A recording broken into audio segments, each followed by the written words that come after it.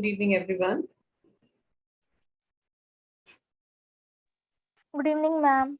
Very good evening. Good evening, ma'am. Good evening, Ratiji.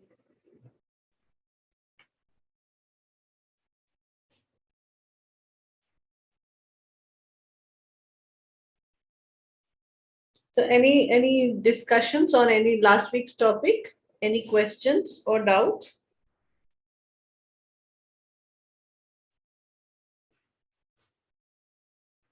Or shall we begin the class? Please open the cameras if possible.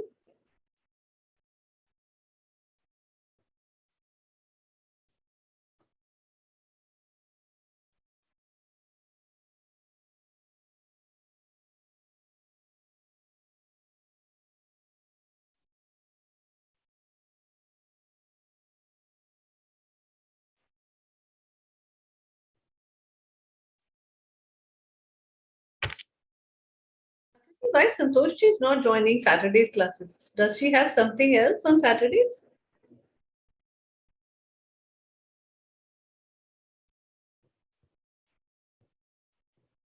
Nakriti? Ma'am, I don't know. All right, everyone. So now, so far, what we have learned is what kind of goals you can actually do while you are practicing yoga life coaching, what kind of goals you can set for yourself and for your clients. So now we are going to talk about a lot of technical things in terms of the management of how we can actually learn about more about coaching. So today's topic is basically going to be, we are going to be talking about the styles of coaching, what kind of styles you can pick up.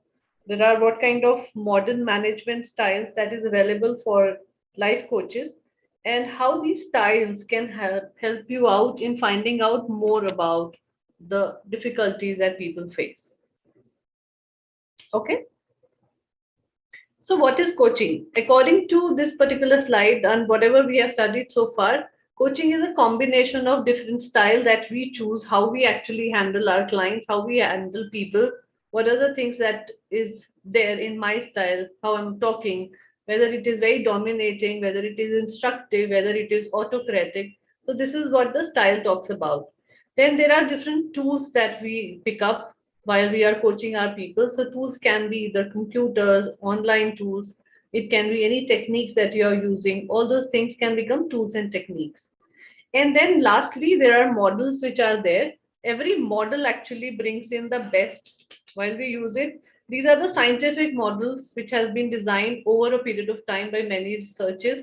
And these are globally present everywhere. And people in life coaching or in other forms of coaching also use these models to help out their people or their students or their clients with the problems that they face. So we are going to talk about these things now onwards.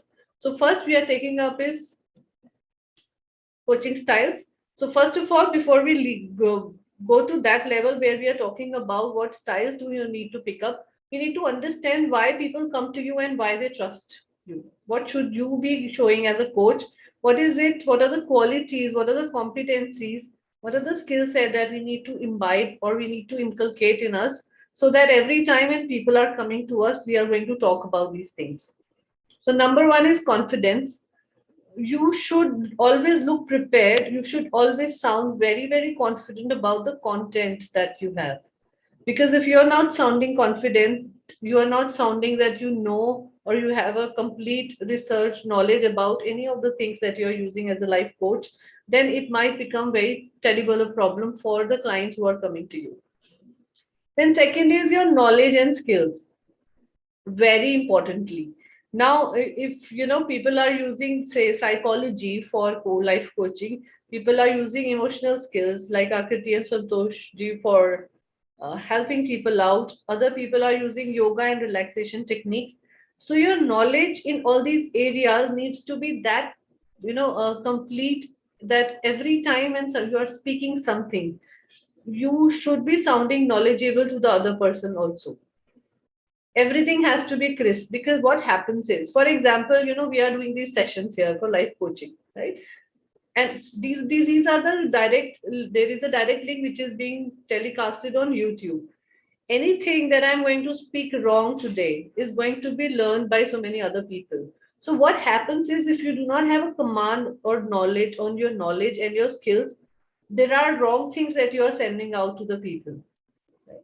And if nobody is noticing people who are more knowledgeable than you are, people who are more successful than you are, they are surely going to take this out that, okay, Archana is taking a class in YLC, and in yoga life coaching she's saying these things which are wrong, right? And it will come out really easily. People will start saying that, yoga life coaching is not a good course, or this institution is not really up to the mark.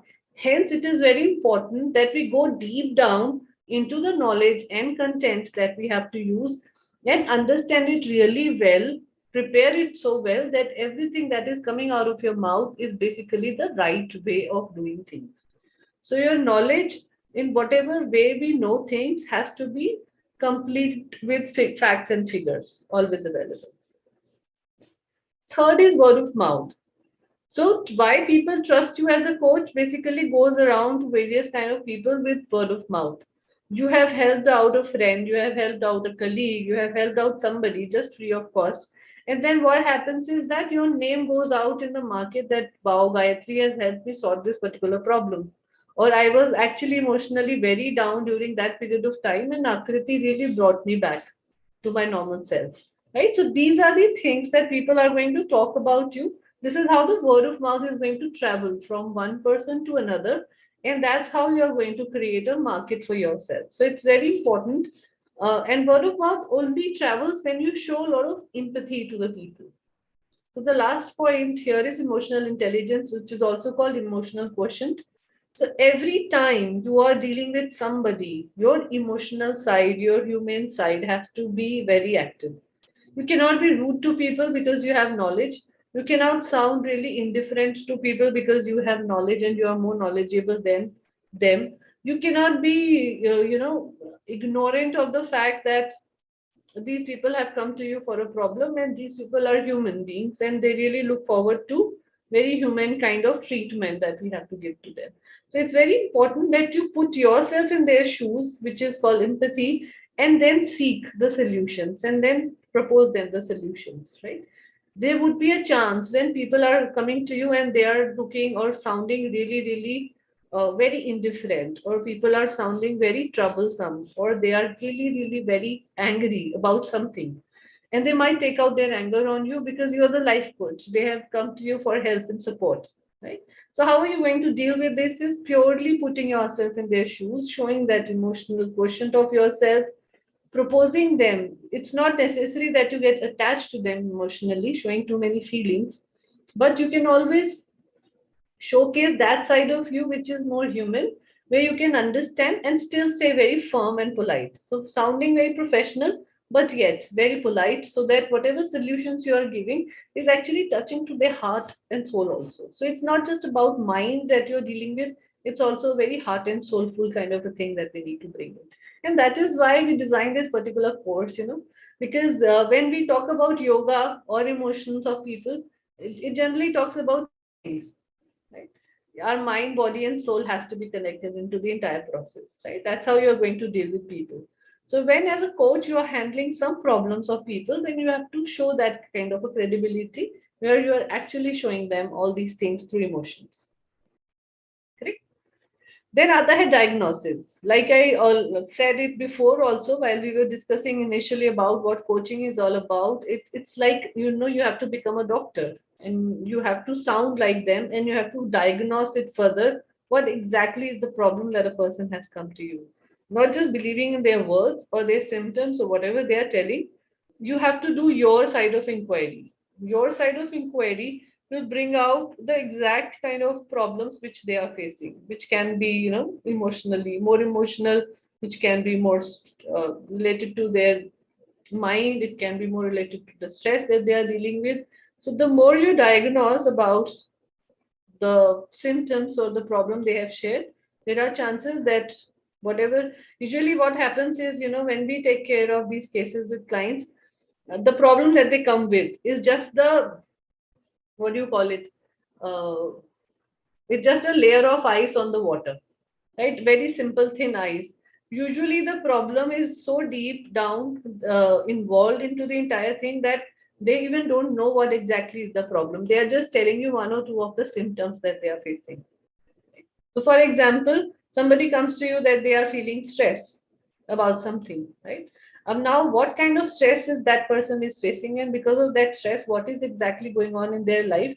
You need to know, and deep down, you need to find out about these things.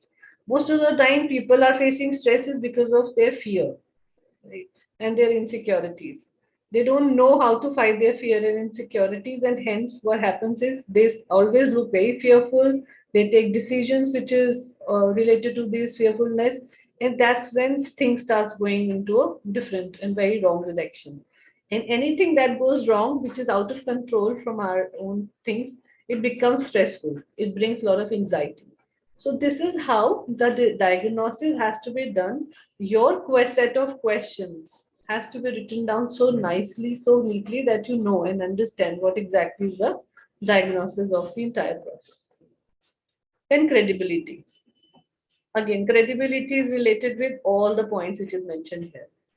If your knowledge and the content that you are sharing with people, any solutions that you are sharing with people, you have not used it anywhere, or you haven't used it on yourself, somewhere you lose out on the authenticity of the entire process. And when that is lost, you don't know the end result. What is the outcome of something, right? So what happens during that case is basically you lose out on your credibility. People stop believing in you as a life coach.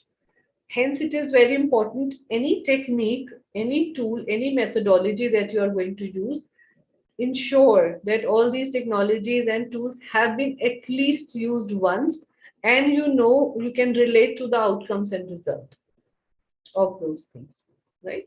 For example, very simplistic, if you know, I'm just giving you a very simple example, that if you know that you have to tell somebody an asana for some problem, right? Now you must have studied that asana really well. You would know what kind of problems it might, though generally the asanas do not bring any problems. But still, if somebody has a back trouble, somebody has a continuous physical trouble going on, so you should know what body part will be affected while doing this asana, right? So that you can give them a precautionary message. And this can only be done once you have studied all these asanas in detail. Similarly, for emotional connect and for emotional things, you need to know which psychological tool will help you out in which kind of a problem. You cannot use all the tools and techniques for all the related problems. So you need to study your tools and technology techniques in a manner that you can give them a very firm solutions. Because these solutions that you are going to are can become the word of mouth for you if things goes well. If things doesn't go well, this word of mouth can actually bring down your credibility as a life coach also. So there is a side of which is negative, which is also there, right? Hence, whatever, that's why I keep saying that do a lot of research on whatever techniques, tools you are going to use. These techniques, tools are going to be the entire base of whatever things that you are telling to your clients, right? So these are few things why people are going to trust you. Now let's come to the coaching styles. This is a topic that we are going to cover today and tomorrow. So what is coaching style according to you? Anything that comes to your mind? If like we talk about what is your personality style. Do you know there are 16 different kind of personality styles as per psychology? No. Akriti, you have studied? Ma'am, I have not studied exactly 16 types, but Hmm. there are 16 types and that classes is going on. But I have studied Hmm. the 5 factors and extroversion, introversion, openness, Hmm. consciousness, Hmm. Correct. nature, Yeah, so natural. these are broader categorization of how human beings actually are. So people can be extrovert, can be introvert, can be both, can be open. I know there are 5 techniques, and then there are 16 personality types. So every human being has these 16 personality types, but some things are more dominating than the other ones. So all the 16 are present in everybody, but there would be 3 or 4 which are very dominating. Rest would be present as and when the situation comes in. So we need to find out in people. So this is basically for people who use psychology as a tool for coaching, right? For yoga life coaching and for coaching through relaxation and meditation, the coaching style can actually differ. There can be a different style that you can use, right? So similar to personality style, every coach can bring in or can put in their own style into this entire system. There are few styles which are very commonly popular amongst Western countries, also in India nowadays, and people generally believe that using these styles can help me out in finding more about a problem.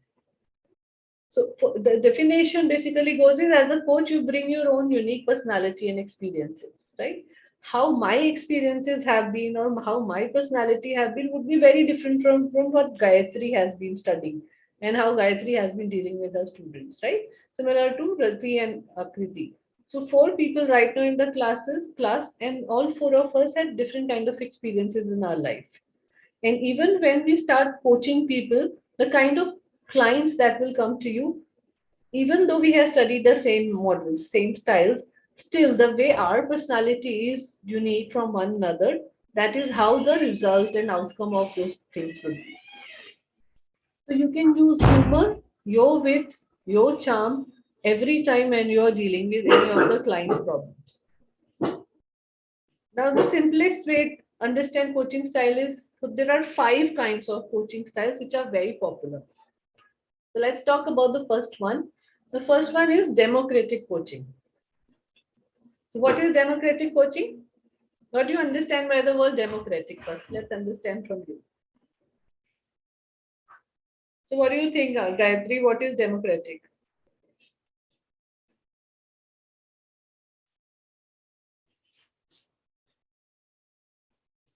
कहाँ चली गई Gayatri?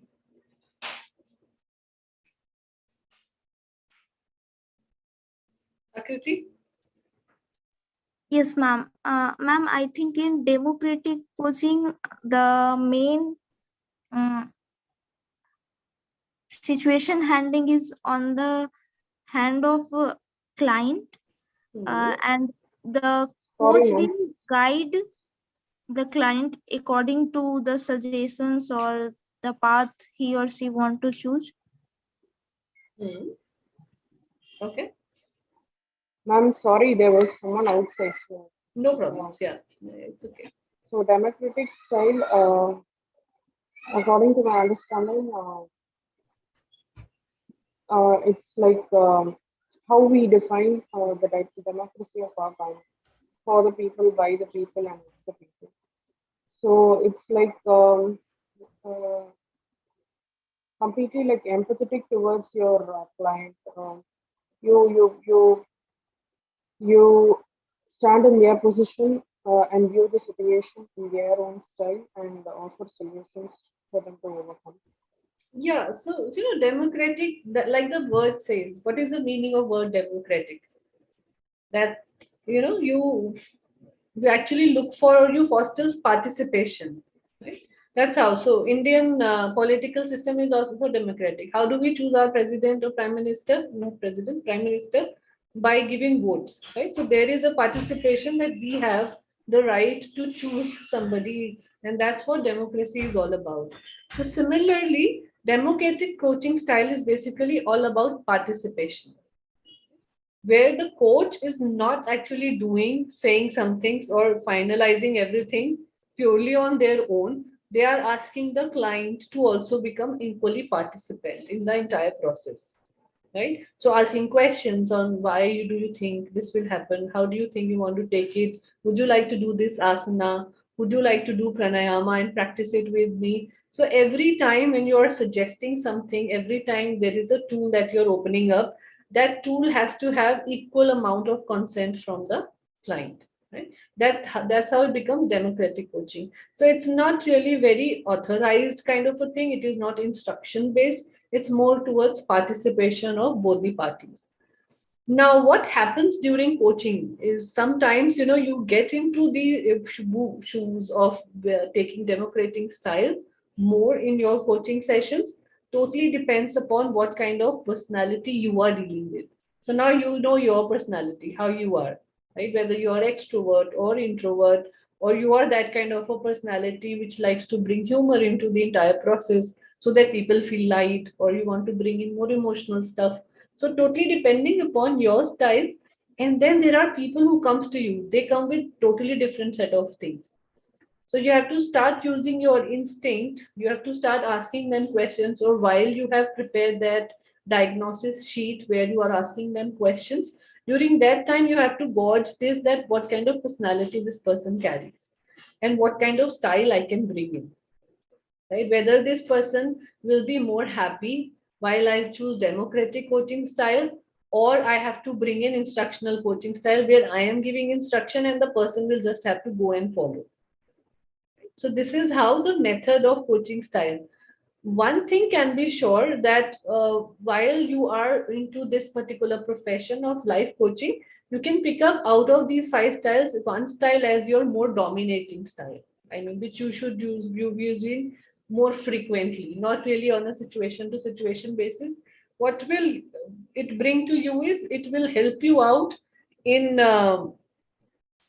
finding out the solutions and outcomes more easily, because once the way we practice certain things, right, um, the more we practice it, the more proficient we become with that particular style.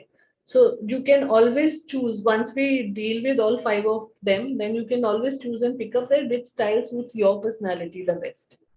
So in democratic coaching, what we do is this method gives the team freedom because you are asking them for equal participation. So it's not something yet that you are enforcing on them, and then it becomes a lot of freedom and accountability.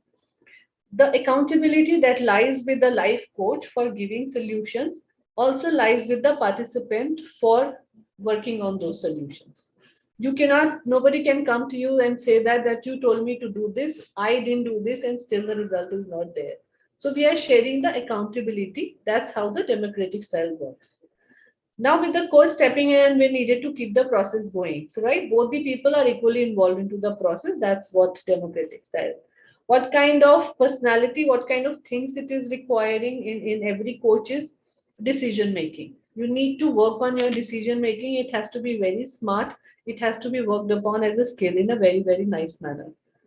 Communication, your communication skills, whether it is in your language, any other language, should be that crisp where you, whatever you are saying, whatever you want to put across to the other person is actually being understood by that person. So the communication channel has to be covered up, that you are saying something the person has understood and that person has said, yes, I understood the entire process. This is how communication happens.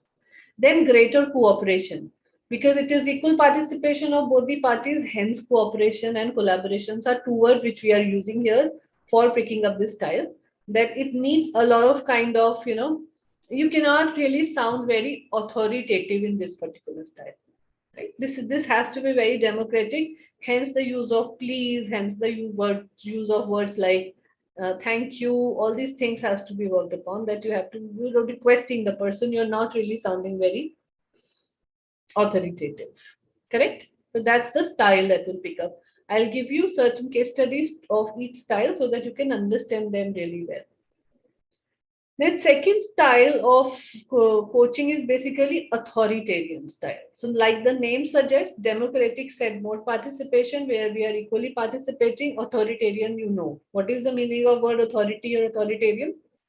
That one person has more power than the other person. So usually it is the coach which has more power. Usually the coach, because you are the one who is giving solutions. So it's more where you have the power of decision making and you can bring that solution to the person.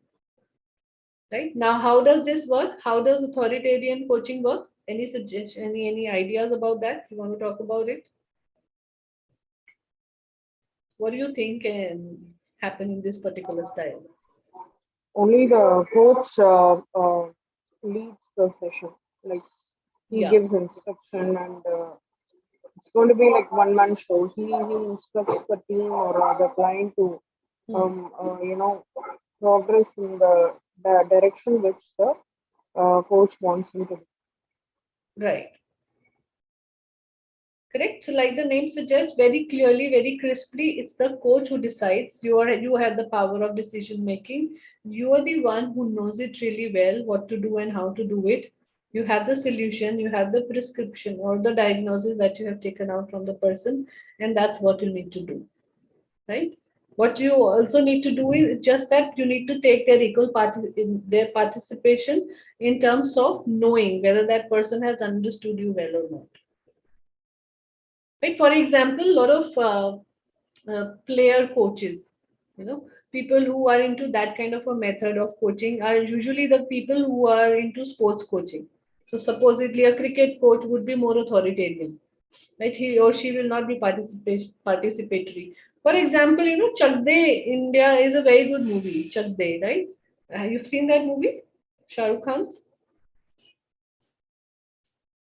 No. So this movie actually shows various kind of coaching styles that Shah Rukh Khan brings in to the team, right? Earlier, initially, because the team was so haywire, they never used to listen to him, so he was more authoritarian.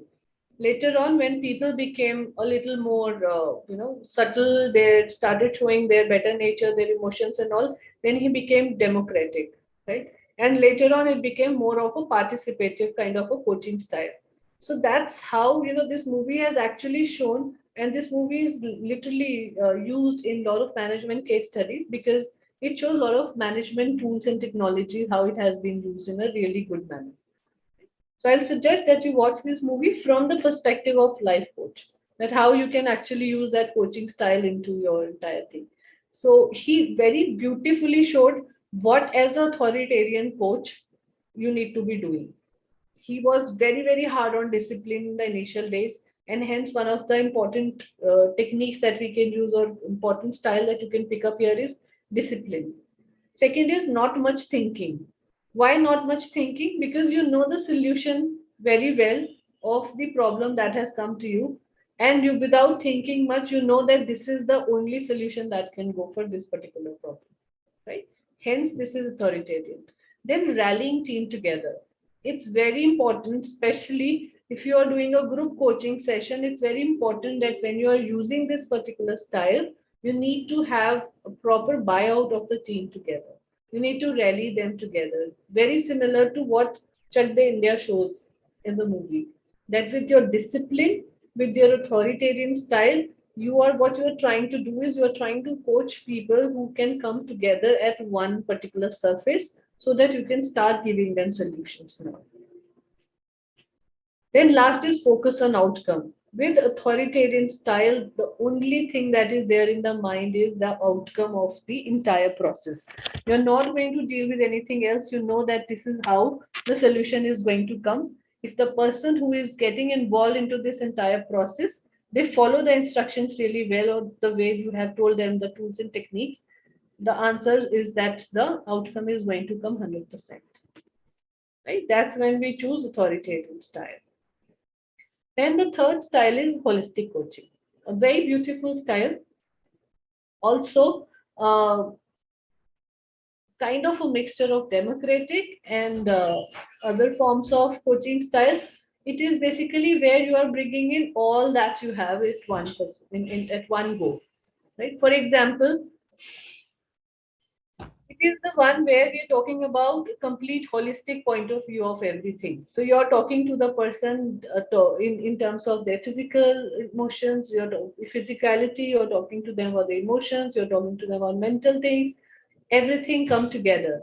So sometimes you are authoritarian, sometimes you are dealing on a very human basis, sometimes you are actually becoming more participative, and that's when this entire process is called holistic coaching style, right? Most of the coaches should be using holistic coaching style while they are doing this. Until and unless, yes, you have somebody who is very, who's not listening to you. You have some people who are actually showing attitude to you, or their personality type is very much different. This is one of the very solid coaching style that can be picked up by most of the coaches, right? Depending upon again their own personality. If your personality is very authoritative, very instructional, you cannot work on holistic completely. Then you need to tone down yourself. So what holistic coaching style basically talks about is everything is connected with each other. Like I said, every problem is connected with different kind of problems. So you need to understand that the more deeper you are getting involved with your client, the more of the problems are going to come to the surface.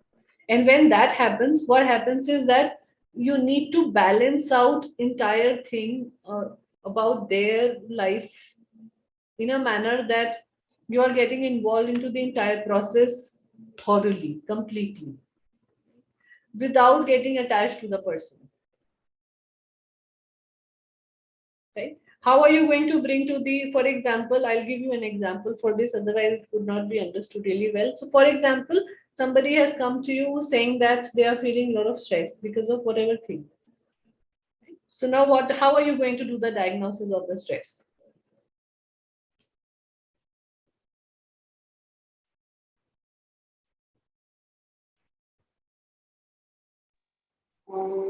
Diagnosis of distress, it can be done by like inquiring about their lifestyle, their career, what kind of job they are doing currently, and their family background. Hmm. Also, their lifestyle choices like their eating pattern, their food habits, food behavior, Hmm. whether it is a sedentary or an active lifestyle that they are maintaining. And like any other emotional factors that are triggering their stress levels, like anything that has happened in the past or something which they're Hmm. facing currently, any happenings. Uh, I think these are like this is the approach of like analyzing their stress factors. Hmm. Akriti, Rati, what is your opinion? Ma'am, I also thought the same things. Hmm. Same things like what? Copy paste Their what Gayatri said. uh, about their emotional aspects. If there is any physical health issue, relationship issues, any career problems, or any childhood related problem that is carrying on, and so on. Okay. Rati, are you there? Yes, ma'am. Okay. So what do you think about holistic coaching? This holistic coaching is we have to emotionally connected to people. Hmm. Then they're kind of what is that? The worksheet or this worksheet, ma'am. They're uh, how they are believe in uh, their emotional this one only emotional aspects only. Hmm. Okay. Uh, that's all, ma'am. I understand. Right. See, so the word holistic, how does it sound to you? What does it mean? No, so holistic means the completeness. Right? Everything that is Mm. there involved in anybody. Correct? So the The holistic nature, ma'am. coaching style. Nature, I thought. Sorry. Nature. Yeah, holistic can be nature also related to that, but majorly, the word is basically used that where it is talking about our interconnectedness with everything, that we are a very minuscule part of the universe. We are equally important as other things are, right? So, whenever we are using this style, it is talking about interconnectedness of everything. So, for example, like we are just talking about that if somebody comes to you that there is a stress in their professional life, they are really feeling very stressed out because of whatever is going on in their professional life, usually do not have the solution in only their professional life. Right? There would be some part of their personal life which would be affecting them.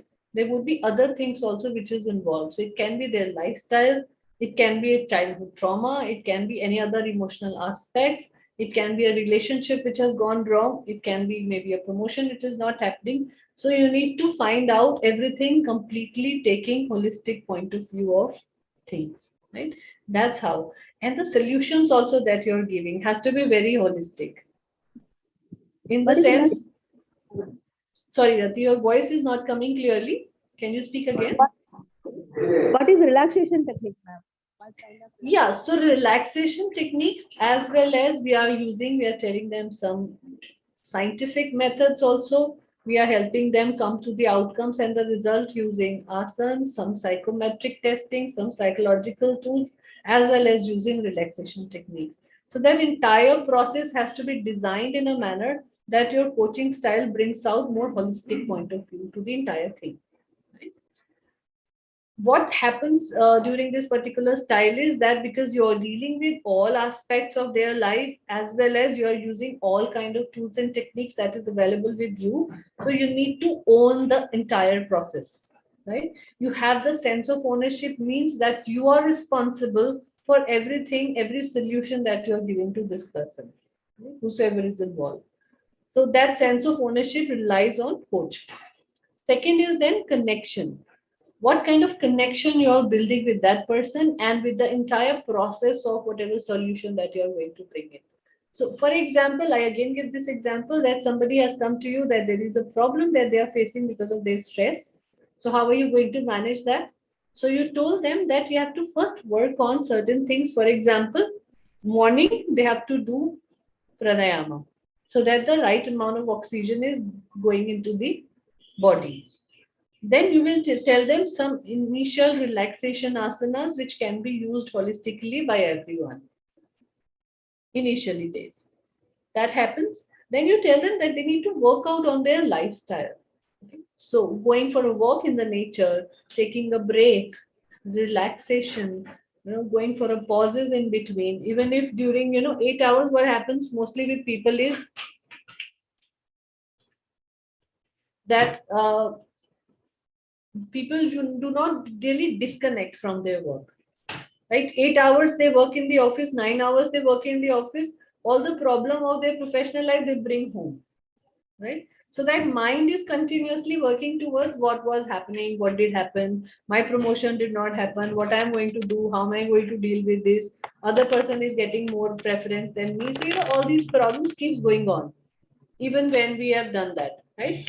So what needs to be done is you need to tell them or you need to show them some techniques which brings disconnection.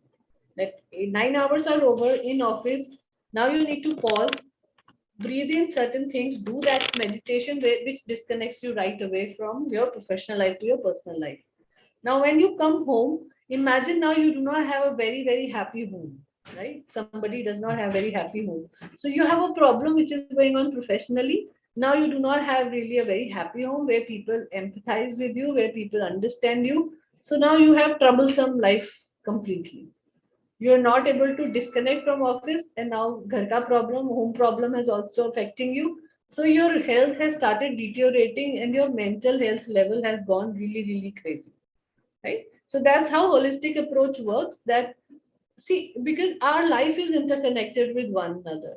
If you're not happy at home and because of certain things, or maybe once in a day something happens, you have a fight with your spouse or your family member, and suddenly you leave the house and you go to office, your mood is going to be spoiled the entire day because you started your day with a fight.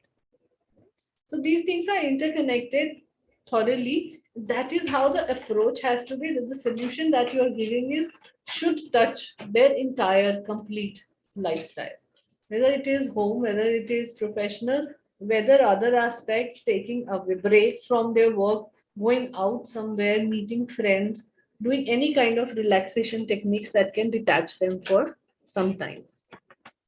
Right? Have you ever practiced any of the detachment relaxation techniques yourself?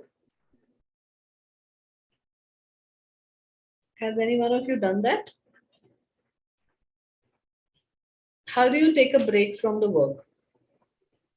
Like doing pranayama. Hmm. So I generally like for me, I would explain a situation where during my pregnancy, during at the time of delivery in the labor ward, I was completely tensed, whether it's going to be a normal or a C-section delivery. And when I was really trying hard for a normal delivery, I felt really painful, and the stress was like too much, emotional stress and the body pain and everything. So at that time, prior to my delivery, I was actually doing pregnancy yoga with Kavita ma'am, and she taught me deep breathing techniques, which will help you in relieving the delivery to labor pain in your labor ward.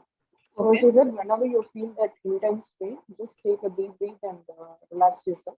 It will, lower your pain at that time, and it will also calm down all your hormones and the anxiety that you're feeling. And because anxiety also will worsen the pain, and it will not make us to feel very relaxed or something.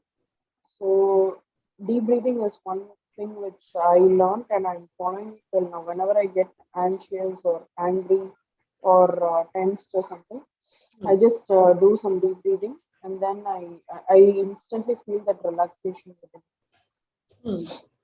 Okay. Ma'am, listening music is there now, ma'am. Yes, very important. Correct. Music So and dancing. good amount of music. We Yes. like the dance is very good. The reading books, Yes, reading reading books, some any good books. form of art or hobby that we call it, they are actually very good tools to break away your monotony, right? So in relaxation, like Gayatri said, Kavita ma'am introduced breathing exercises. So breathing techniques are usually the pranayams only that we use, right? Can be different techniques of pranayama that can be used. Other thing that in relaxation is basically visualization techniques. So one visualization technique that like we did whiteboarding, there are other visualization techniques which helps you come out of any kind of trauma, but it has to be practiced in a regular manner, right? You have to visualize that you are leading a life which is much more beautiful. You are into that kind of a state where your mind is completely relaxed, no thoughts are moving in your. Mantra chanting can be another Yeah, mantra relaxation chanting, yes, technique. ma'am. Yeah. Yeah, So mantra any form chanting, of meditation whichever. also. Correct. Whatever Mm. you like to do, whatever you want to do, that kind of a thing. Another emotional technique, relaxation technique can be breaking away from whatever you're doing. So breaking away from whatever you're doing means that you disconnect right away from whatever you're doing and start doing something totally different, completely. For example, listening to music maybe on a high volume because you want to disconnect from the trouble that is there. You start painting, you start taking out whatever trauma is going out in your mind onto something, maybe on a paper. Use colored People use colored bombs, they start throwing the bombs on each other so that that relaxation technique can happen.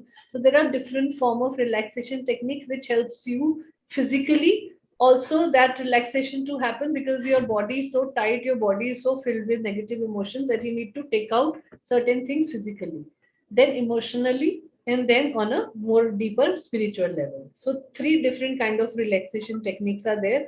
And again, in relaxation techniques there are so many other techniques which are there, right? उसके लिए फिर we have to run another course only for meditation and relaxation techniques which cannot be used. But mindfulness is another beautiful thing that can be used. So mindfulness basically says that you are present in only the thing that you are currently doing and nothing else. So, for example, what we generally do is we eat food while the TV is on, television is on. What happens is while you're eating food, the food intake also is taking a lot of negativity or whatever is happening on the TV without even telling us. So, for example, generally people still do is they eat food and the news channels are on. So now in news channels, you have different kind of news, some murder, some politics, something talking about Modi, somebody talking about Rahul Gandhi, things on a different level altogether. So while the intake of the food is happening, you need to clear your mind so that that food can actually go into your body and help you out in the energy levels. Correct? That is why we take food, because the energy levels has to be increased. But what happens is we are taking negative energies also with that. whatever is on, whatever is switched on, whether it is television, whether it is some trouble, whether it is some negative emotions or some fights which is going on in the family, everything also going with the food intake. Again, I'll give you this example that our grandparents used to tell us that while you're eating food, you should be very relaxed. Have a sip of water at least 10 minutes before you have food, so that all the negative emotions that are happening in you right now get to break with that sip of water, right? And everybody, I don't know how this tradition started of watching TV. Initial days, I still remember my grandparents never used to let us have any other distraction around us. We used to say when you're eating food, food eating should happen with the family, sitting together. You're talking and laughing, but still you're not talking anything negative in your life. Right? So it is very important that whatever you're taking at that time when we are eating food is happening in that manner. But now, over a period of time, that completely changed. And when it changes, then people started talking this thing that why I have so much negative emotions in me, why I am falling sick so often, why I am always thinking about negative things in my mind. And purely the reason is unconsciously you have taken so much of negativity in you, right? So again, mindfulness says that whatever you're doing at one point, just concentrate on that, just do that. So if you're eating food, your entire connection should be with the food. Every bite you should tell yourself that it is bringing right amount of energy to you. I know it may sound crazy in the initial days, but the more you practice this thing, the more your body becomes relaxed, the more your body becomes beautiful physically also, and inner healing also start happening because you're not taking anything negative with your food. So that's very important. Mindfulness also says that whenever you are doing any work, whether it is you're writing something, whether you're attending these classes, whether I'm taking these classes, your complete attention is there right now at the present time. Present time means your mind, body, and soul. You're all involved here. It's not just that you're physically sitting here, but your mind is thinking of something else altogether.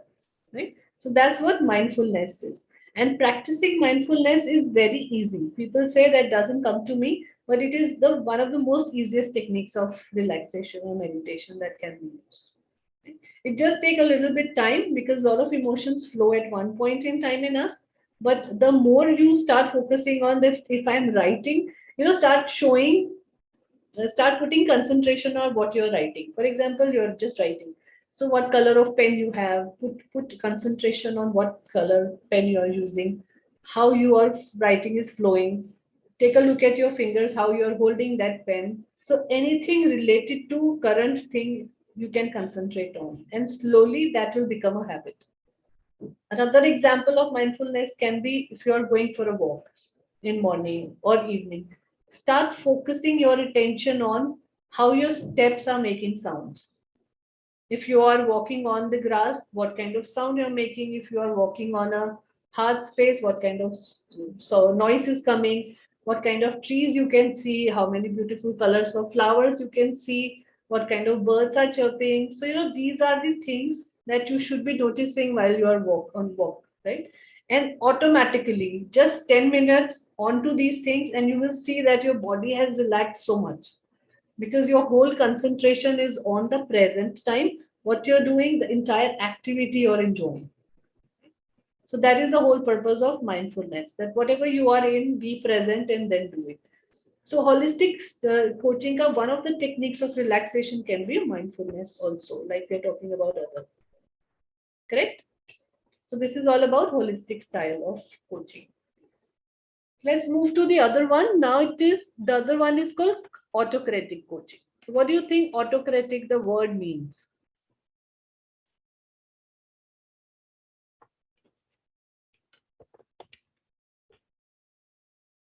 What is autocratic?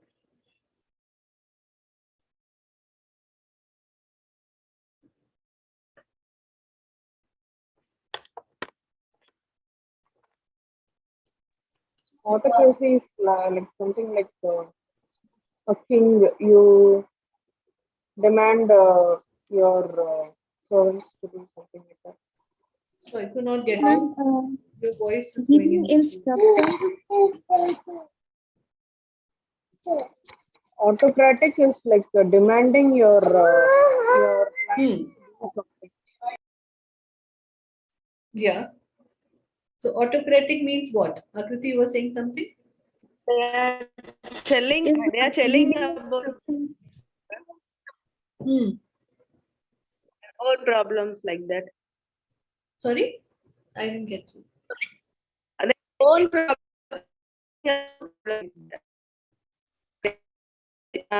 own Sometimes we bring our own problems also into the entire process, correct.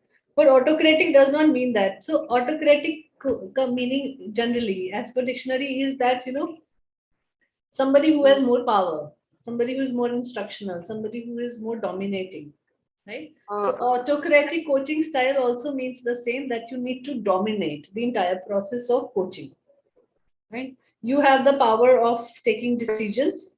You are the ones who is taking completely by giving them instructions one by one, that this is what you're supposed to be doing.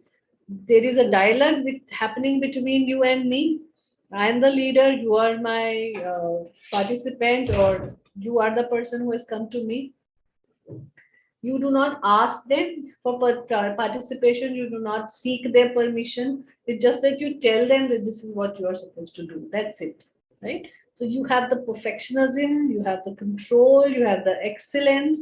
It is very structured and very disciplined.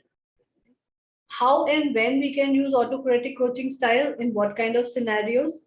Usually with children. So, right, a lot of children will also come to you for their traumas, for their troubles. So this is the time when you can actually use autocratic coaching style. And usually that children who have that background of not listening to their parents also, right? You will come across that kind of children. You will also come across a lot of people who have this personality, that they are themselves very dominating. They do not listen to other people. Here, you have to take that complete control. You have to turn this entire process of coaching into you becoming more controlling than them. Because what happens is, people who themselves are very controlling, who themselves are very dominating in their family and everywhere, they do not listen to anybody. They have this habit, right? In psychology, narcissism is very big problem with people, with where people are dealing with that, right? So the narcissistic personality type people usually are very, very, very negative people. They have crossed all kind of negativity in their life, and they have become so negative that no amount of positivity can go into them, right? But on the surface, they will look very charming. They will look as if they are the best people you will be around them, right? Most of the problems in this entire world, which is related to emotional traumas with people, are due to because of this narcissistic style of people. So how are you going to manage these narcissistic people, or the people who are dominating in their nature, or the people who do not really listen to anyone, is using this autocratic coaching style, where you you can read these 5 terms that I have written here. You have the control. You need to look into the entire process in a manner that you sound very controlling. You have to start using that kind of a word and authority in your voice, which is showing them that you have the authority of running this entire segment. You are the one who is making decision. You are telling them to do these things, and they have no other choice than doing this. Simple as that, right? But it has to be done in a manner that looks very, very convincing to them. Then perfectionism. Perfectionism in the sense that autocratic and perfectionism goes together, because you need to have a perfectionism in your complete session, in the solutions that you are dealing with them. So again, your research and content and knowledge is going to be very important dealing with this thing, because if you go wrong somewhere, or if you do not give them the right kind of a solution that they are seeking, then there are chances that this entire process is going to get broken. Third is excellence. Again, so perfectionism and excellence generally go hand in hand. Then you need to have a complete control of the entire process, that it should go into that manner where it is bringing excellence solutions. Simple, right? Very thoroughly practice the things that you have completely all the tools and techniques that you have practiced yourself and you are sure about that it is going to bring result, just give them that, nothing else. Right? So for example, now I use 108 meditation techniques in different kind of as a tools for different kind of problems. But for these kind of people, I generally use only those meditation techniques which has given 100% result always, all the time, which I am sure about, where anybody will do of any age matter, of any age group, of any kind of problems, this has to work. And generally they work, right? So that excellence has to be shown in your entire process of choosing and finding out what kind of tools and techniques that you are using. Then structure. So design your entire coaching process in a manner that it looks very, very structured. You know that this is step one I am going to do, this is the second step that I am going to do, third step is this, and so on and so forth. So your entire session of 40 minutes, 45 minutes, 1 hour, whatever time you are giving to your clients, it should look very, very structured. If it won't be structured, you will leave some gaps in between, then there are chances that the session will go out of your hand because the other person you are dealing with will have more power. So very structured manner you need to put across autocratic style, and it basically talks about that. And structure in the sense that you know that these are 10 questions for diagnosis I have to ask. So you start just asking those questions, start taking down the note and do that. Then after taking diagnosis, you ask them, tell me more about your entire life, right? Whatever life you have lived. Start from their childhood, then bring them to their adolescence, then bring them to their young age, then bring them to their adulthood. So 4 parts, ask them questions about their things. So that's it, they start explaining them about explaining you about their entire life story. Once you have gone into that, then pick up certain areas which you feel can be the red flags. Right? So, for example, if the person has told you about their life, their childhood, some problem that has occurred, pick up that and ask questions related to that or want to know more about that.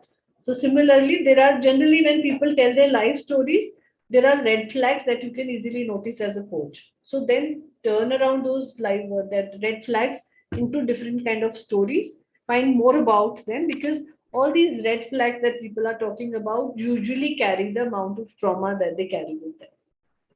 So get to know more about them. So why I'm telling you all these steps is purely because you need to keep your entire thing structured. 45 minutes, 50 minutes that you're giving to one person should look like that you are the doctor. For example, when you go to doctor, how it happens?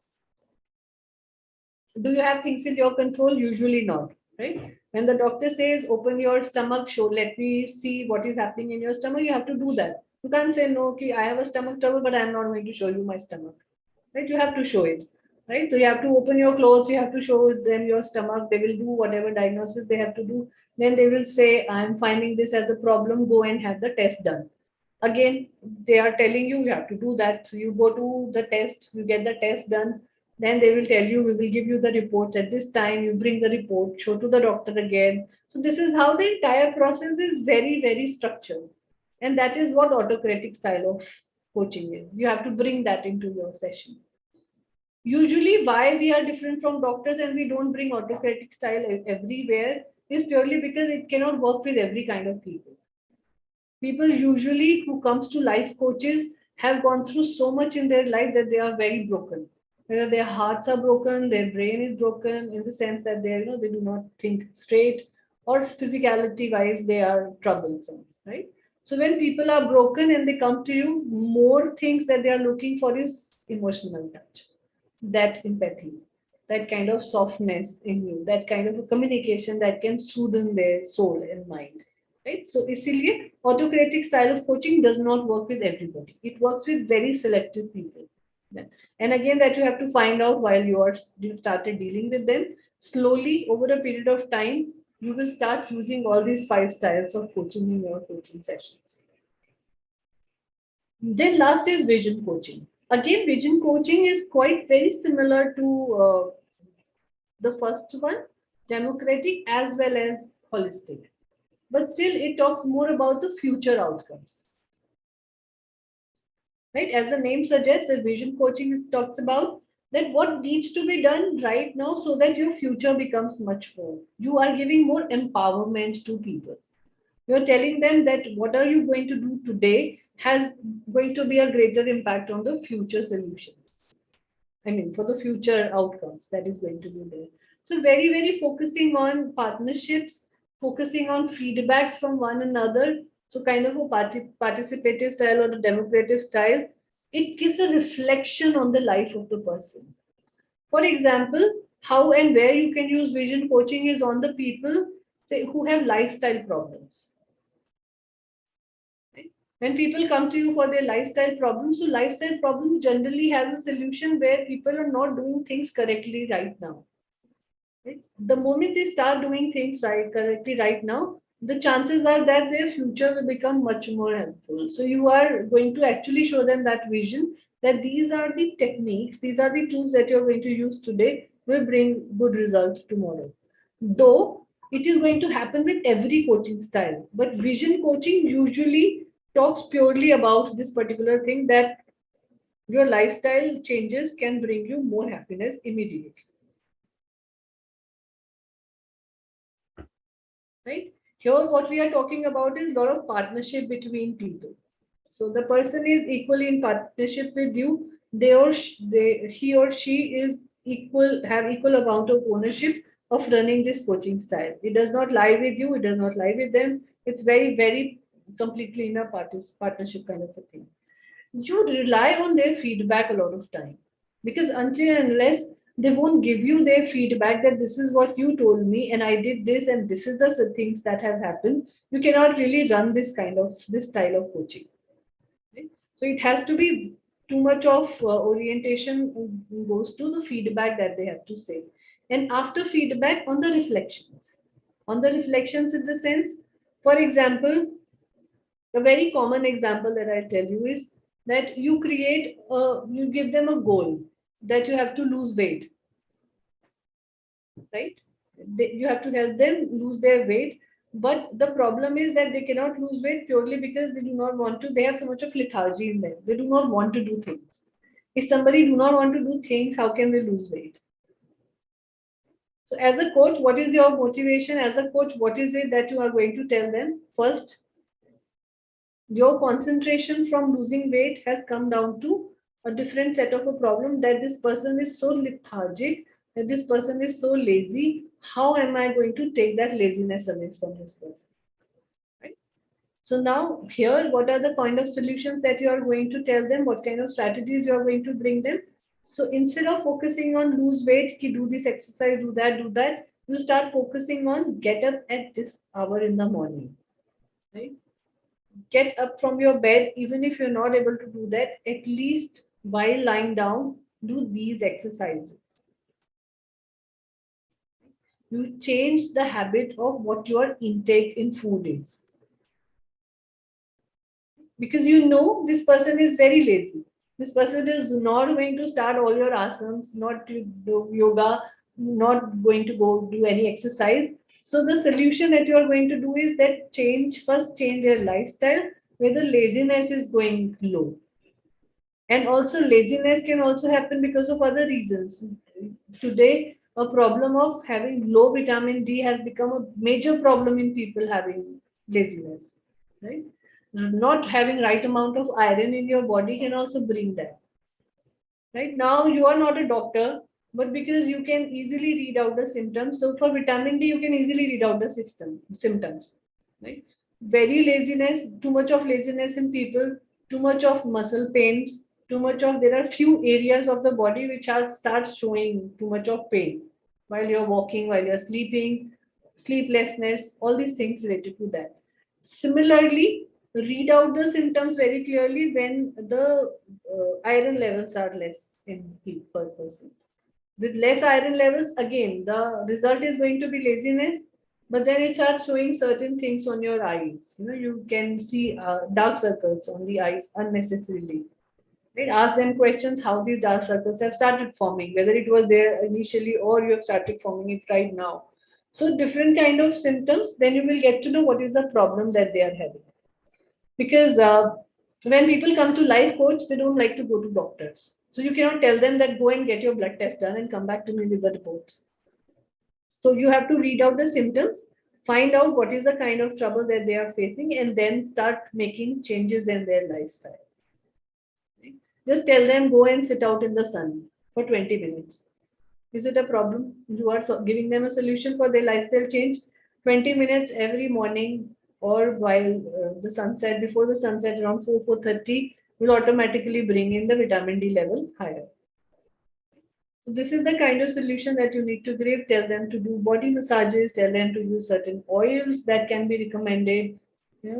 Start telling them these kind of solutions which are immediate, which brings the solutions very, very easily for the future. And then you start concentrating on their whole problem, which is very losing weight.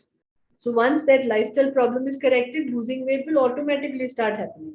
Right? When you start taking vitamin D tablets, because you do not have that kind of a level, within a month your body weight comes to that with very small amount of exercises. Have you experienced this? No? Okay. So for this you need to go through that. Yeah, but you've not gone through that. So I tell you my own problem. I was actually not going into the sun for quite some time because of the fracture in my leg. And because of that, my vitamin D had gone too low. And then slowly, I took tablets for 3 months and then I started going out in the sun without doing much exercises, though yoga was regular thing, but without doing much exercises, the weight came down to where I was. So because of vitamin D, the weight gain is very sudden and people don't even realize why such weight gain is happening in my body. You start losing all on your hair unnecessarily without any other trouble. So you don't know, you cannot relate, and then you keep moving from one doctor to another, asking them the solution, and the solutions are right here in front of you. It's the right amount of sunlight that has to go in your body. Simple as that. Nothing else will matter. So these are the things. So vision coaching basically talks about how quickly you can become visionary in terms of planning them and giving them, equipping them with the immediate solutions. With these immediate solutions, then what happens is they have more trust on you. You can get the feedback, reflection is happening, you can motivate and then influence them for the longer time period. So this is how vision coaching style happens.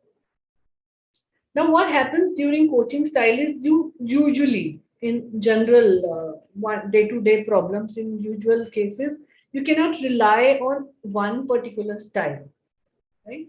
Because of the people that you're dealing with and because of the way you are handling things, and your personality also matters. So, what happens most of the time is you tend to choose all five, you tend to include all five styles in one coaching session. That also happens. Right? So for certain things, you become very autocratic. Exercise, you have to do exercise means you have to do exercise. No going away from them. You become very instructional that these are the three asanas you have to do, and there is no getting away from that. So that is autocratic style. Then you become more holistic in terms of telling them that your physical problems and your emotional and mental problems are all interrelated. So that's very holistic point of view that you start giving them. Then you give them some instinct, some visionary coaching style, using visionary coaching style. You start giving them solutions which are immediate. Right? The outcomes are very, very future oriented, but very focused and very easily done. And then you become autocratic also. Oh, sorry, democratic also, where you are seeking their participation. That, okay, I'm telling you to do this. Are you going to do this or not? If you do this, these are the results which is going to come to you. If you do this relaxation exercise, this will have this impact. If you are going to use this emotional technique, this is going to have this impact. So you start taking their consent in each and everything. So this is how 50 minutes or 45 minutes of coaching session should look like, where you're picking up different things for different techniques and different things. Correct? Understood this well? Now coaching tool we will do. Yeah. If you have any questions in that, any question related to this, then we can talk about it. Or else I'll move to coaching tool. Or you want to take a break of 5 minutes and then come back. Okay. Ma'am, 5 minutes, ma'am. Sure. Okay. Yes, Gayatri, you were saying something? ma'am, can we apply these coaching styles to our personal life also, like when coaching our kids or something? Yeah, yeah, why not? See, these are scientific methods completely. All these has designed by a lot of research practicing on too many people, and that's when these things have been given a name, that this autocratic style will work here. And that's why these 5 things that is written there, you need to have that partnership, feedback, reflection. With kids this works really well, holistic and visionary, with your own kids. Yeah. See, because what happens while we are dealing with our own kids or any other kids outside, we forget that they have their own brain and their brain works sharply than us. No matter what we say, they have fantastic solutions than the solutions that we give to them. So why not have their participation and ask them, ki, suppose you are stuck in this situation, what are you going to do? Chances are that the solution they will give you will be out of the world solution completely. You have never even thought about that. So why not to believe them and believe their sharpness of their brain, and because they have not been corrupted by people right now, so by society and the things that we teach them. So the mind and the brain actually works in relation with what universe is asking them to do. So it's always good that you use these styles with them. It will bring wonderful results. Okay. Ma'am, I have another doubt, ma'am. Like, as a life coach, if we are going to start our practice Hmm. once the course is completed or when the course is going on also, Yeah. like how do we give a kickstart to this career? Because since I am from a data analyst background, Hmm. uh, I have opted this and I want to pursue a career in this. So Hmm. I'm a little blank. Like, where do I start getting, introduce myself to this career path? How do I start my own coaching session or as a life coach? So I Okay, want we'll a talk about it. Yeah, just take a break for 5 minutes. We'll come back and I'll tell you how using these coaching styles and tools you can actually start your coaching practice also. okay. Okay, thank you. Yeah, we'll talk about some case studies today. Okay, All right. thank you, ma'am. So it's 6:15. Say 5 minutes break is 6:20. 1 or 2 minutes here, there. Yeah, come back and then we'll talk. Thank you, ma'am. Okay.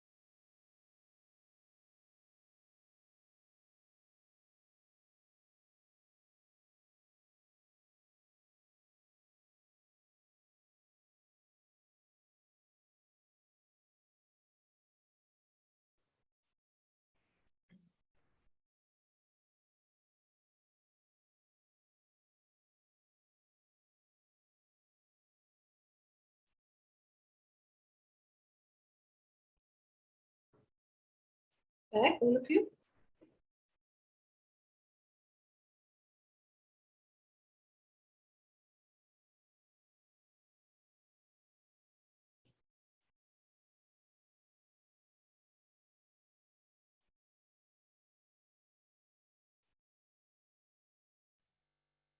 Yes, ma'am.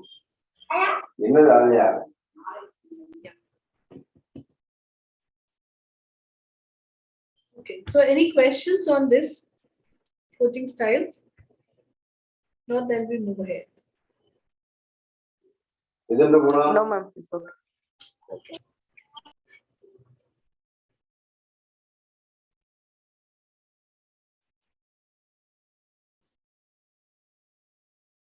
Gayatri, you're back. Shall we start? Yes, ma'am.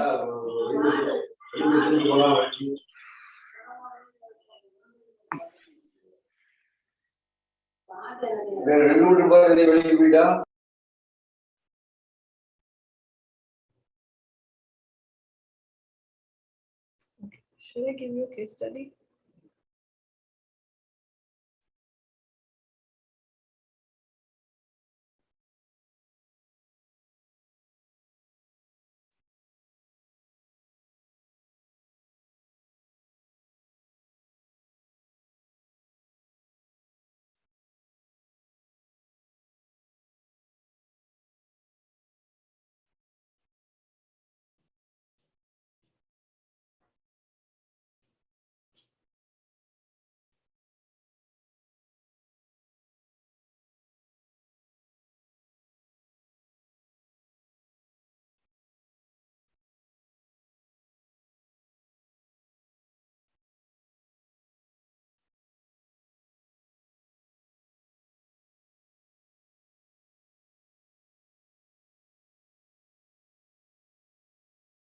Okay.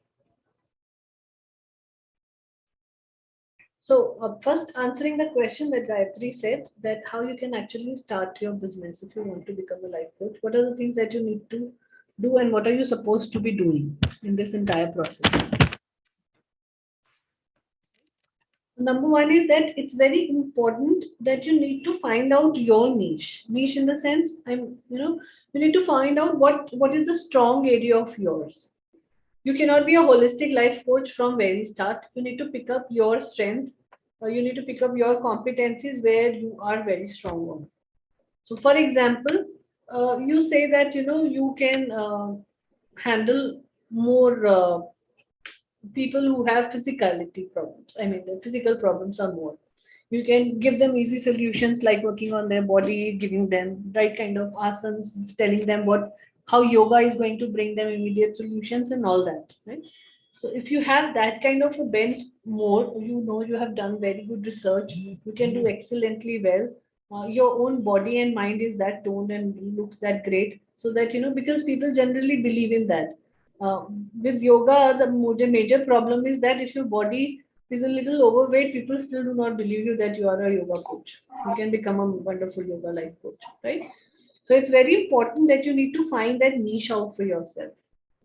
What kind of, if you are really good in understanding emotional traumas, emotional problem. So maybe because Akriti and Santoshji comes from that background where they are studying or they have known more emotional traumas and they done case studies related to that, so they can pick up emotional traumas or emotional related problems as their own uniqueness or niche things, right? So first thing when you are setting up your life coaching business is finding out what is your strength, area of strength.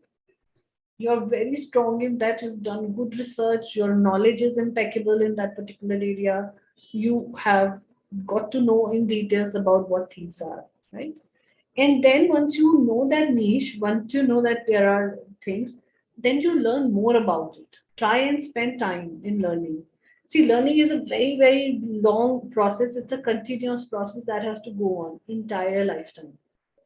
Even now, when I've taken a course, a coaching session, certification, after that also, after practicing it for last 6 years in life coaching business, still I feel stuck in some cases. Still we feel that there is something that needs to be learned more. Hence, your research, your learning process has to go on, especially in the direction where you feel that your strength lies in. Right? You need to acquire that thing in you. Then third is find out your target audience then. Where do you find? So for example, you found that you can really work well with emotional trauma or cases related to emotional and mental health. So which are the where are the people there you find your kind of clients? So then you join certain groups. Maybe it can be social media related groups. It can be some events and conferences which is happening on an offline basis. So you start addressing your target audience indirectly there, right? You start meeting those people. So there are so many groups on Facebook and LinkedIn and other places where people are talking daily about their emotional traumas, mental health, stress, anxiety, depression, so many things.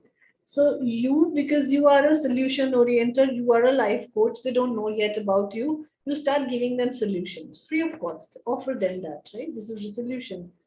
Once people start reading your things, there are chances that they might get attracted to you. Not might, they will surely get attracted to you because you are giving them that kind of a solutions already. But ensure that you're not giving them everything in that solution. Whatever you know, should not go out everything in that thing. Write in a manner, see your communication, that's why I say it's very important if you have to market yourself really well.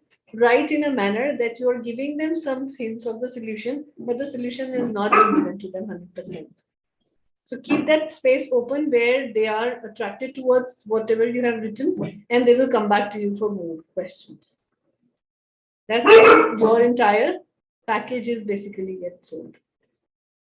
Then initially join groups, join these networking groups, join these groups and give them 3 sessions. It's all right. Tell them that first session is free of cost and you are going to charge from the second session onward.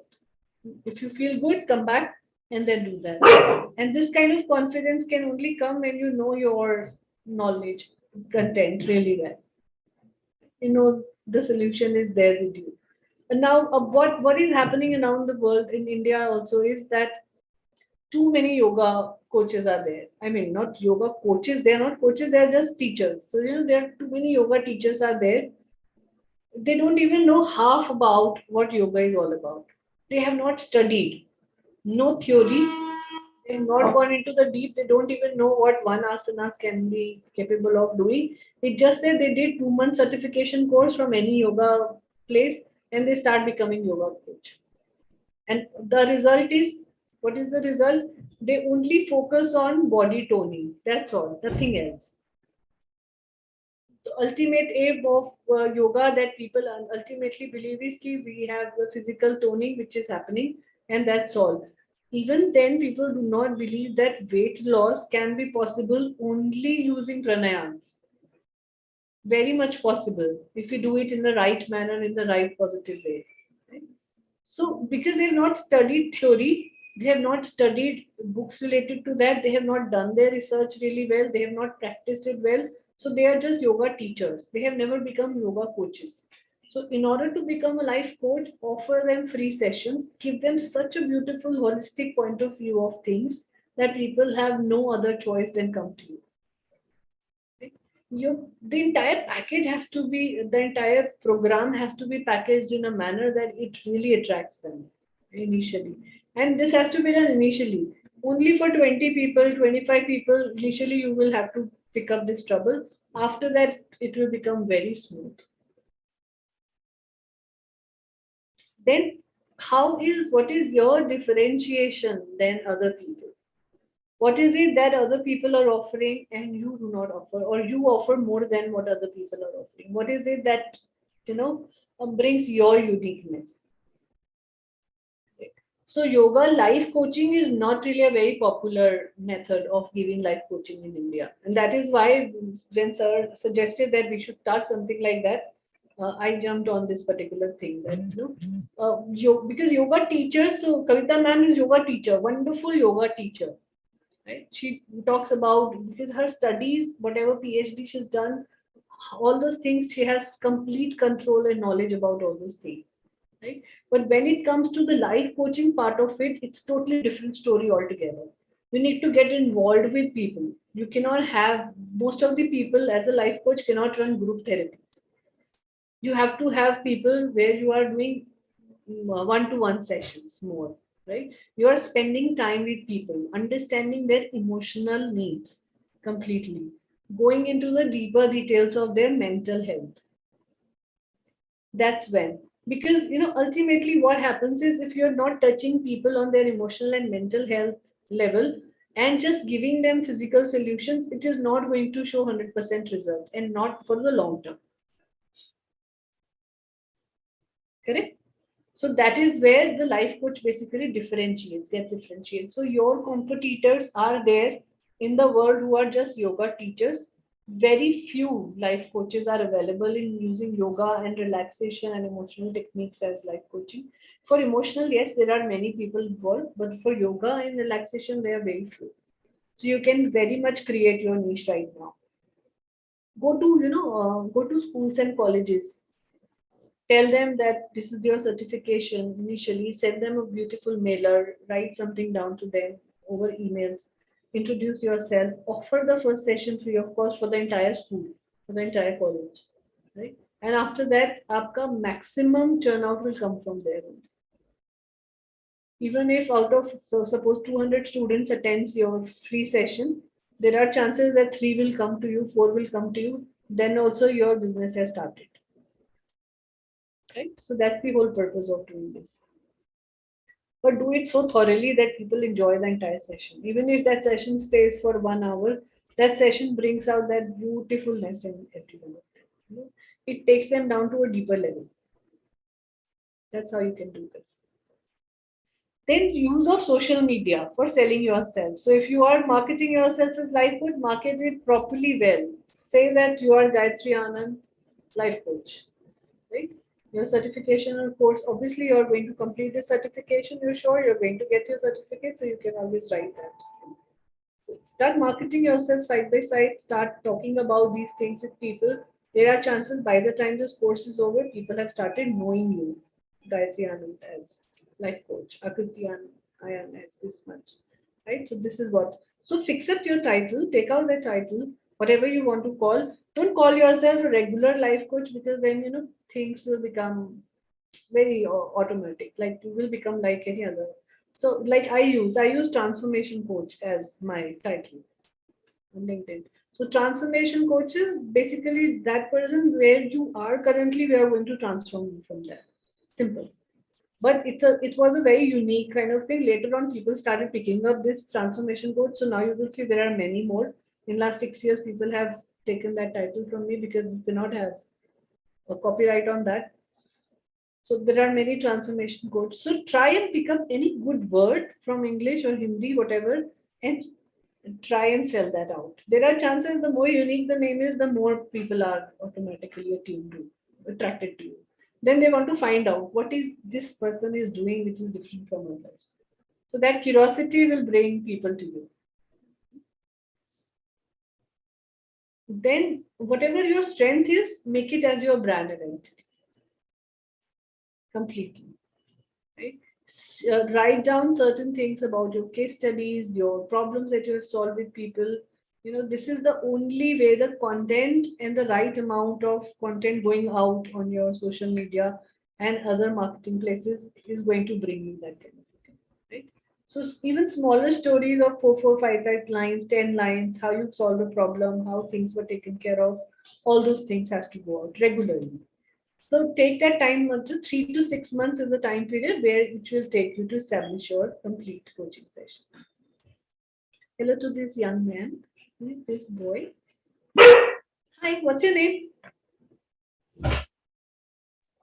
Vishwa. What's your name? Vishwa. Vishwa. Hi, Vishwa. Vishwa. Vishwa. Which class do you study in? Chalo. LKG. In KG. Wow, you are such a Hi, ma'am. grown up boy. What are you eating? Biscuit. What is this? Biscuit. Good boy. You want to study with Mama? He doesn't like studying, ma'am. In KG, nobody likes to study. Too early to give them any kind of studies. Right, so this is what these are the few points. I'll share this particular thing with you, maybe on a slide or somewhere, so that these pointers are there, which you can remember and take it forward from here. But ultimately, see, as per my experiences, how I became successful, whatever I call it successful, because I generally don't take it as a business practice. So choose people very selectively, but social media works really well. So write down your blog, you create your blog anywhere on any platform. It can be Blogspot or it can be WordPress, anywhere. Create that space for you. Start writing about it. 10, 20 lines about each case that you have studied so far. What are the techniques that you've learned? Your own personal experiences. See, people get attracted to you when you have personal experiences, personal stories to share. So that has to come really, really well within you. Start writing that right now. And then maybe, slowly it will pick up. Not slowly, but it will pick up for sure. So that no such ways. But it's totally, social media requires a lot of time into it. That blog post you have to do on a regular basis. At least 3 blogs going in a week's time has to be that way. Because if lesser will go, people will lose interest in your blog post. So once they start loving it, they will go. Then share the blog post link on other social media. So maybe with your friends and families on Facebook, on LinkedIn, on Twitter, wherever you are. Just start WhatsApp पे सबको group में भेज दिया and become shameless. It's okay. You have to market yourself means you have to market yourself. See, nobody else is going to come and market you till the time you don't do it. I used to be shy ki why I'm sharing so much about myself. People will do it once they know it. But then later on, I realized that people are not going to know about you, who you are, till the time you are going to tell them. So at least, you start doing that kind of a thing. So tell them about who you are, how you are, write for magazines, write articles, talk about it, go and attend networking sessions. Very importantly, because the more people you meet, there are chances that more people are going to be your clients, customers. Right? That is going to happen. And that is going to happen for sure. You just market yourself really, really well. Right? And practice these styles. See, these styles are 100% scientific methods, and you can actually develop your own style later on. Out of these Ma'am, five, what six. about internships, ma'am? Like coaching internships, whether You it is can you like can do dating. coaching internships. Yeah, why not? Okay. See, And but how far is it different from life coach? Like, for example, if I'm applying for a dating coach internship, so is it going to be drastically different from the life coach thing that which we're coach doing you want now? to apply for? Sorry, I didn't hear. Dating coach. Dating. I mean, there Very are a lot nice. of Yeah, there are a yeah. lot of Lot. internship opportunities for dating coach. So, what if we? I mean, is it going to be drastically different from the life coach sessions that we are attending now, or I have not attended these. I am not sure about what these people are offering as a course module or an internship. Whether this dating internship is to bring people together more so that they can find out the differences and learn about each other, things like that, or it is more towards guiding people in how to date and all that. So, see, any which ways, you can bring in your own, what do we call it? We call in Punjabi, we call it tadka, the thing that you put in your dal and all. So, you need to bring your own spices and put it in the niche that you have created. So, if you want to become a dating life coach specialization with that, it is a wonderful opportunity. So, relationships are major problem people are facing, especially the youngsters, right? They see trauma in their parents' life and they become so traumatic that they don't want to find relationships really well. And even if they find somebody, they keep comparing it with their own parents and things starts falling apart from there. So that trauma from whatever relationship they have seen so far in their family, they have to be told, they have to be trained, they have to be given that coaching that your experiences may not necessarily be what your parents have gone through. Right? Or if they have faced any heartbreaks in their early teenage or later teenage years. That heartbreak is basically just people feel that, generally this is a very common feeling that the first love is never forgotten and all that. The first love is never forgotten because that's the first experience people have. Chances are that your first love was never a love, it was just an attraction, are more, right? You generally find love in your life or proper life partners in your life when you become more mature. And today's generation is actually going towards that. They are waiting for marriages to happen. They are waiting for 30s to come and then they find out the better. So they want to experience people first and then find out the best one for them. And that's a very good experience that has turned out right now. So chances are that if you want to highlight yourself as dating life coach, it's a wonderful opportunity.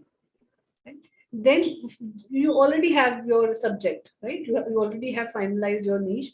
Now try and go into the places where you can find these places. So maybe on Tinder, maybe on all these places you can market yourself really well.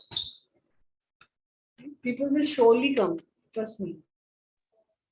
Because there are like different types of coaching and like life coach, business coach, and lifestyle coach, parenting coach. So there are different options, right? So this life coach thing which we're doing now, can with this certification alone, can we apply to a different, I mean, specific stream? Sorry, I didn't hear because the internet connection had gone. Now, can you repeat again? Ma'am, 1 minute, ma'am. You can hear me?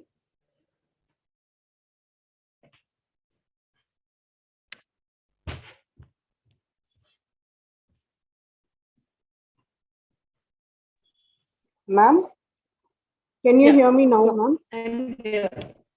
Yeah. I can hear you So, now. Yeah. yeah.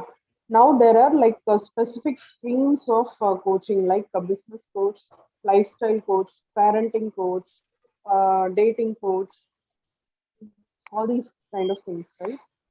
So the life coach session that we are Hmm. attending now with this certification, can we apply to any specific stream? I mean, the one which we are learning now, is it a holistic form so that we can apply to a specific stream in future, or each and every stream is completely different from one another? Like business coach is different from life coach, or dating Yeah, coach is different from absolutely. life coach.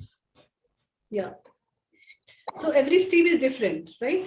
But overall Okay. styles and the way we manage people remain same. So this management approach that we are going to talk about, like coaching styles, our leadership style, how we lead these coaching sessions, and the tools and techniques are going to remain same, right?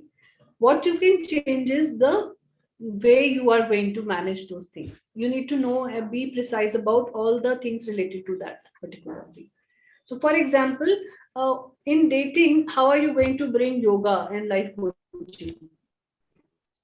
Um, I mean, in dating, I know this was just Right? an example which I wanted to ask, because most internships Hmm. available over the net are like dating related coaches wanted.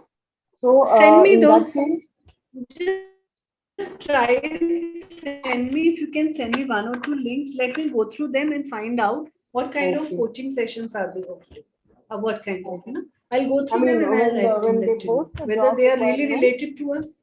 yeah, Hmm? when they post a job requirement, their requirement is like you should be an extrovert, you should be like um, uh, patient in listening, and then guide them in the required path and all Hmm. these things. So that was the requirement, like 4 or 5 points in the requirement. You should be empathetic towards them. You should not be very judgmental. So that was the Hmm. only Correct. a requirement which they posted. So I had a doubt whether like the life coach session we are and certification that we're doing now, is Hmm. it like a holistic platform so It's a that we can just holistic. jump into a different stream and pick one stream? For example, if I get an internship as a dating coach and I'm Hmm. going to do that for the next 6 months, I get some experience out of it. And once that internship is completed, I can either take a career as a dating coach in future, or suppose if I want to jump into Yeah, you parenting can coach. do that. You can do that, right? There is no such problem. The course we are doing right now, majorly, see the life coaching. Again, I'm saying the life coaching techniques that I'm going to share with you is very holistic. Right? You can Okay. use it anywhere. Though we are relating with more yoga and relaxation and emotional is purely because you have studied that. You know, the entire course of 6 months that you signed on talks more about that yoga I meditation. mean, I But don't think I will be able to apply yoga into the dating coach stuff platform. yeah, But you can very oh, well, okay, right? Again, it's okay, all about how you're packaging it. You know, okay, yoga, as I said, yoga does not mean only the physicalities. When two people have to come closer to each other, they need to spend time. So you can use yoga as a tool where they are spending time with each other, morning okay, sessions together, evening sessions together. They are doing meditation, practicing together. So, see, all these things that we are studying can be used anywhere. And I have been using it as a holistic approach. So, okay, I have a client who comes from emotional background, people from domestic abuse, women who are troubling, getting troubled, business coaching, leadership coaching. Also, we are applying because I am a trainer also. So we use in corporates as well. So it's a very holistic thing that I am completely doing right now from last 6 years. So yes, you can Mm, apply it where over a period of time, the more you practice it, more people see, because it's like a psychological tool. It's like a tool which can be used on people, and there is no other way. So the more you practice it on people, the more proficient you become, the more power you will have in your hand in terms of what kind of outcomes you can figure out. So, for example, ma'am, can when I use yeah, Reiki as a part of coaching for some people, so now Reiki helps you. I know that what outcomes Reiki can give and how swiftly, how fast the outcomes will be. I know on what things I have used it and I have seen the outcomes coming out. So I use Reiki only on those things, on those people only. Then yoga and meditation on another set of people who understand this really well, who wants to go towards this path. Then we do that. Now for executive coaching and leadership coaching, we do not believe too much on yoga that very well, but meditation and relaxation they take really well. Right? So again, totally depends upon you. We are giving you all the things. See, in 6 months' time, and that too on weekend, we can just give you certain what do you call it, capsules, smaller capsules. Now these capsules, how you want to make it to a larger way of diagnosis and prescription is totally up to you. It's specialization where you want to, as I said, picking your niche is very important initially, right? Work with. So I picked up as my niche was emotional trauma during that time when I started, because I wanted to go into and try out that, because I have some amount of background in psychology. Then HR was a major thing, so I wanted to use it as a tool for people who I'm dealing with. So that's why I took emotional thing.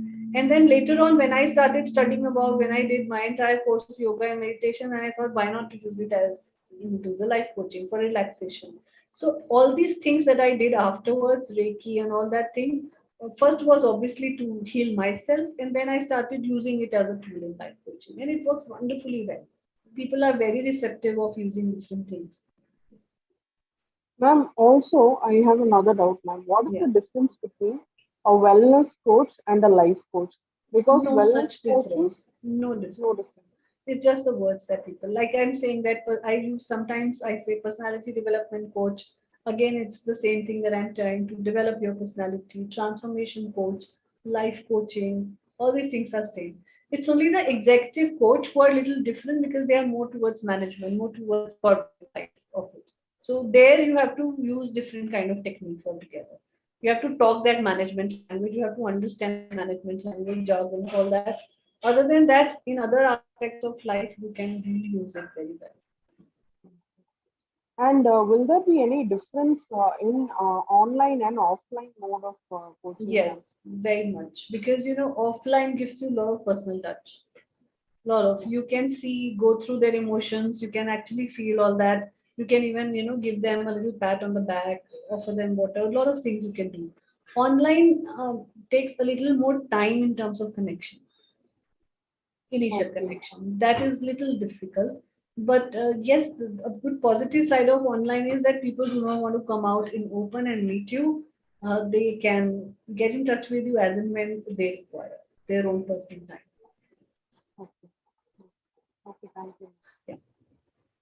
All right. So that's all for today's session. Let's meet tomorrow morning with your presentations, and then we will continue on this topic. Sure, ma'am. Thank you, ma'am. All right. Okay. Sure, ma'am. Thank you. Thank you. Thank you so Thank you so much. much, Yeah. ma'am. Thank you. Bye. Bye. Thank you, Bye. ma'am. Good night. So much, See you ma'am. tomorrow. Yeah. Don't miss out the tomorrow session. Presentations are very important as a coach. Sure.